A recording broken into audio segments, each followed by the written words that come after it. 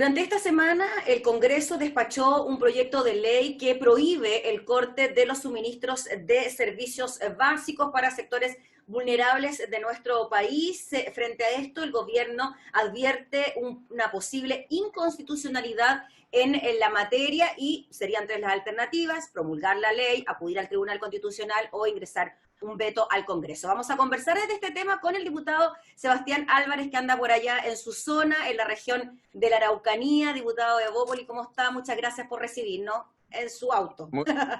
Muchas gracias, Gabriela. Sí, muchas gracias. Aquí estamos justamente yendo a un sector de la región de la Araucanía, que es la comuna de Cunco. Por lo tanto, nos detuvimos un minuto justamente para poder hacer esta entrevista tan importante, porque es un tema muy sensible. Nosotros en la región de la Araucanía somos la región más pobre de Chile, una región que tiene un desarrollo económico productivo vinculado a la industria del turismo, la agricultura y también hoy en día eminentemente el desarrollo del tema de las energías renovables.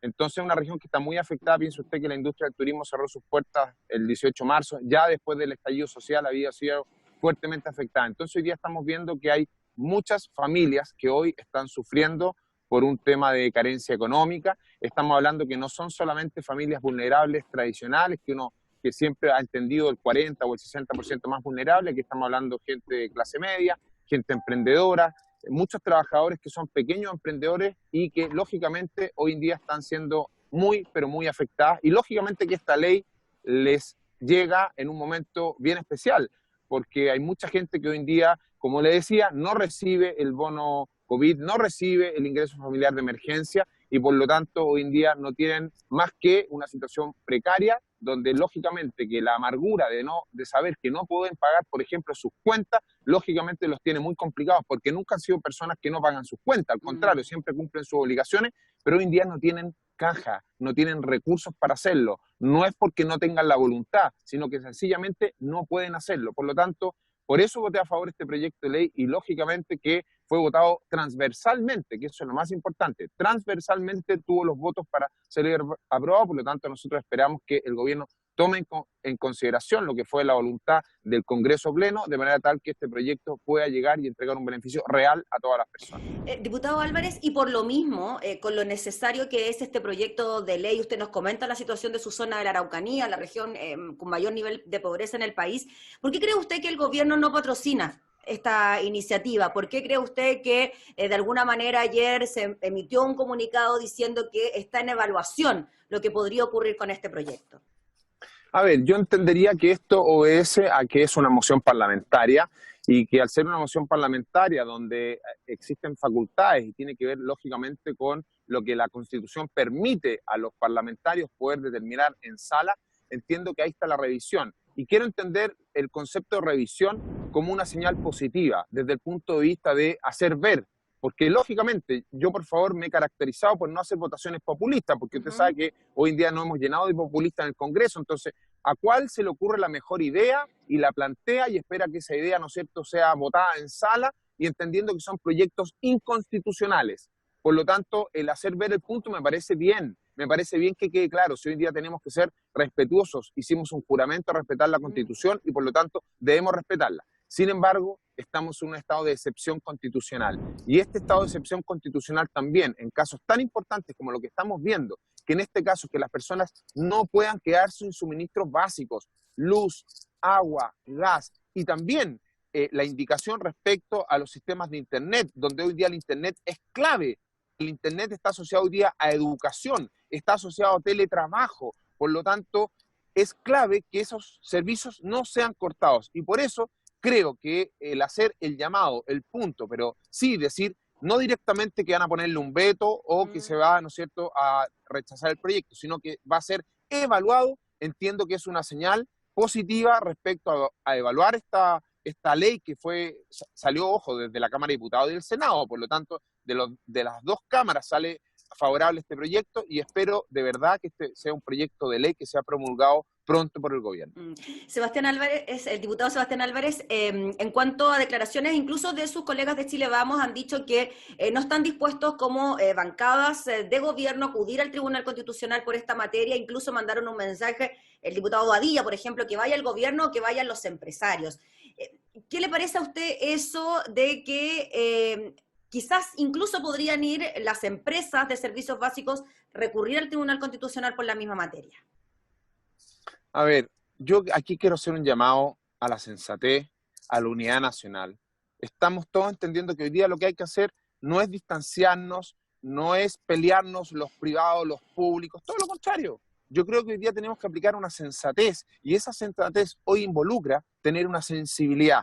Yo invito a cualquier empresario, invito a cualquier persona a salir a recorrer, a estar con la gente. Y cuando le estoy hablando, no estoy hablando de los sectores más vulnerables que tradicionalmente, como le decía, hoy en día, por ejemplo, tienen un beneficio en el pago de la luz. Muchos tienen, ¿no es cierto?, subsidio a la luz y al agua. Estamos hablando aquí hoy día del pequeño, la pyme, y este proyecto justamente beneficia a las pymes, que son personas que tenían unas cabañitas y que hoy en día esas cabañitas no han podido recibir turistas y ya pasó los feriados. Por lo tanto, hoy en día ellos han resguardado incluso a sus trabajadores, tenían 2 trabajadores, los han resguardado aplicando algún beneficio como la suspensión laboral, pero no tienen la plata para pagar las cuentas porque no tienen caja, no hay espalda financiera. Por lo tanto, hoy es momento de todos ponernos la mano al corazón. Y aquí no se trata de populismo, se trata de resguardar la economía. ¿Para qué vamos a reventar a las pymes de Chile?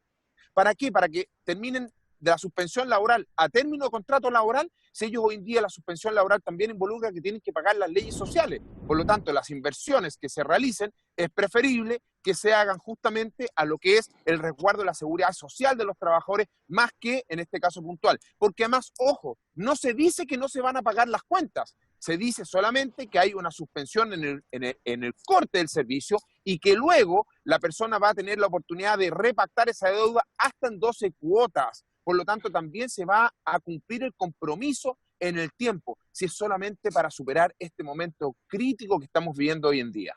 Sí, eso también hay que dejarlo claro, ¿no? Que no es ningún regalo por parte de las empresas sanitarias para los clientes que no puedan pagar, sino que es una especie de préstamo, ¿no? Durante los meses que dure la emergencia y después esto se tiene que ir pagando. ¿Cómo ve usted, diputado Sebastián Álvarez, esta especie de disyuntiva que se genera con proyectos de ley que responden a un clamor popular, como es el de los servicios básicos, como es el postnatal de emergencia, y que el gobierno responda con la inconstitucionalidad como argumento a la hora de decir, saben que esto no lo podemos patrocinar?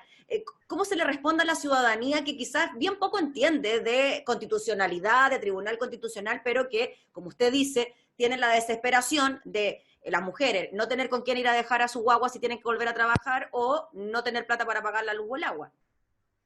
Bueno, ahí también, como usted bien dice, yo quiero ser bien serio y bien responsable. Tenemos que ser coherentes respecto a que hay una constitución y esta constitución es la que define finalmente lo que los parlamentarios podemos representar o presentar al Congreso, sí o no. Y creo que es bueno que el gobierno sí haga los puntos como entiendo que lo debe hacer en este caso, decir, bueno, vamos a revisar y evaluar.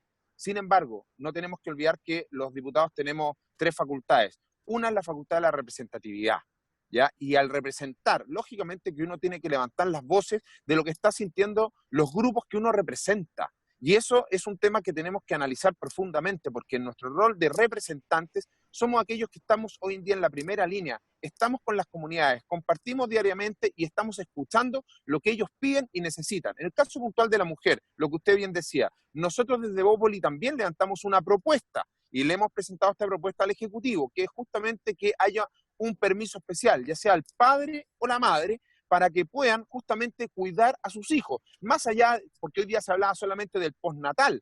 Ojo, que hoy día hay muchas familias, yo le daré el caso puntual, familias que trabajan, la mujer, por ejemplo, y el hombre, y que han tenido que regresar a su trabajo. Y ella, por ejemplo, trabaja en un mall y él trabaja en otra actividad y ha tenido que retornar al trabajo porque la suspensión laboral se levantó. Y tienen hijos de 6, 7 y 8 años. ¿Qué hacen esos niños en la casa cuando hoy día los colegios mantienen la teleeducación? ¿Qué hacemos con esos niños? ¿Se quedan solos en la casa? ¿Quién se preocupa de acompañarlos en la educación? ¿Quién se preocupa de la alimentación de esos niños? Por favor, estamos viviendo un momento único en la historia de la humanidad. Y eso es lo que tenemos que tener claridad.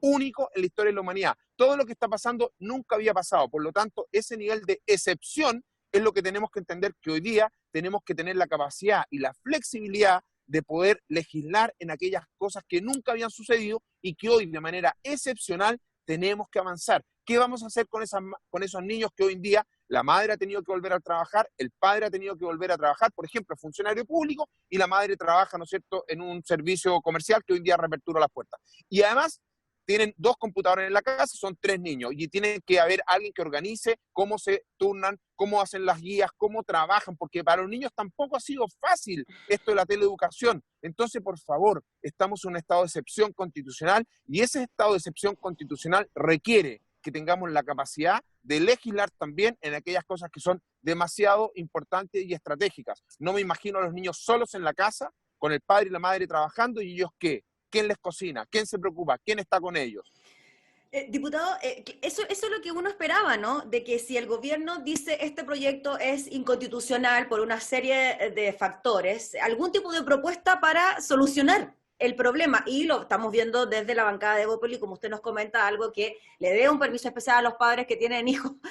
Lo digo también por experiencia propia, que es bien difícil estar en la situación del teletrabajo, cuidar al hijo. Imagino la desesperación para aquellos que no tienen con quién dejarlos. Eso es, ¿no? Propuestas alternativas en caso de que algún proyecto sea efectivamente inconstitucional, ¿no? Sí, bueno, ahí está justamente las facultades. Eso también nos lleva a repensar que hay aspectos de la Constitución que debemos modificar, tenemos que avanzar. Todo esto lo que nos ha sucedido en general, yo aquí hablo de humanidad, porque no solamente en nuestro país. Yo reviso mucho lo que está pasando en otros países de Latinoamérica y curiosamente, no importando el color político, no importando en países donde hoy día gobierna la izquierda, también hay muchos sectores que atacan justamente porque hacen respetar la Constitución y hay medidas que tratan de resguardar de una u otra forma. Entonces, esto no tiene que ver con un color político, tiene que ver con las estructuras de sistema que hoy día definían la democracia en los distintos países, con su sistema ya sea presidencialista, da lo mismo. Estamos viendo que hoy en día tenemos que cambiar muchos paradigmas y estos cambios de paradigmas saliendo de esta pandemia nos van a hacer replantearnos muchas cosas. Yo creo que no hay nadie hoy día que no esté pensando que hay que replantearse en muchos aspectos muchas cosas. Y ese es un punto que también el Ejecutivo, yo quiero valorar lo que ha hecho el Ejecutivo, quiero valorar al ministro de Hacienda, de verdad, ha hecho un esfuerzo gigante, ha podido de una u otra forma ir resolviendo las distintas necesidades que se han presentado, porque nada de esto estaba pensado. Ni siquiera estaba planificado, ni siquiera estaba puesto en el peor de los escenarios de emergencia que podíamos vivir como planeta. Por lo tanto, se entiende que es un esfuerzo gigante y por lo tanto también nuevamente hacer un llamado en el caso puntual de este proyecto de ley que busca, como estamos diciendo, no es condonar deudas, no es que no se van a pagar las deudas, es solamente garantizar que pueda darse el servicio y mantenerse el servicio a aquellos usuarios, que además los requisitos quedaron muy bien definidos, están definidos quiénes son las personas que pueden postular, y ahí, con esa mirada, tener este concepto de excepción respecto a poder brindar esta tranquilidad a la ciudadanía, que va a poder recibir el servicio de luz, de agua, de gas y también los servicios de internet, mientras dure el estado de excepción constitucional y que luego de eso va a poder repactar en 12 cuotas el pago, me parece que tiene que ver con humanidad, con sensibilidad en estos tiempos. Y ahí es donde yo hago la apelación y hago lógicamente un llamado al gobierno, haciendo uso de sus facultades, a poder entender que este es un proyecto importante y este es un proyecto que sea, y ojalá sea pronto promulgado, publicado en el Diario Oficial, y toda la ciudadanía que hoy en día está con esa angustia pueda bajar ese nivel de angustia, porque ojo, además estamos viendo que un gran problema que vamos a enfrentar por pandemia es el tema de la salud mental, y la salud mental está siendo afectada por los altos niveles de angustia y de incertidumbre que está viviendo la población. Por lo tanto, bajemos un poquito el nivel de angustia, bajemos un poquito el nivel de incertidumbre, y este es un proyecto que también apunta a tranquilizar esos niveles de angustia que tienen las personas y que están afectando la salud mental de nuestro país, donde todas las cifras y las indicaciones hablan que hoy en día estamos con niveles muy altos en la población respecto a problemas de salud mental. Muy bien, pues diputado Sebastián Álvarez, le agradecemos enormemente por darse unos minutos para conversar con nosotros de este tema que es tan importante, que genera también tanta atención y tanta expectación por parte de la ciudadanía. Así que lo dejamos allá en sus labores distritales, en su zona de la Araucanía. Muchas gracias, Gabriela, y un saludo muy grande a todas las personas que nos están viendo. Gracias, pues. El diputado Sebastián Álvarez conversando sobre el proyecto de ley que prohíbe el corte de suministros básicos.